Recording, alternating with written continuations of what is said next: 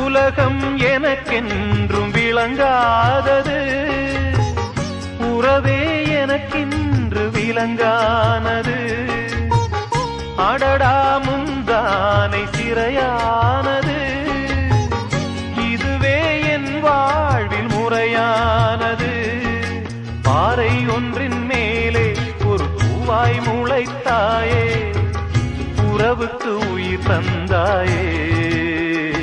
நானே எனக்கு நண்பன் இல்லையே, உன்னால் ஒரு சொந்தம் வந்ததே. என்னைத்தானே தஞ்சம் என்று நம்பி வந்தாய் மானே.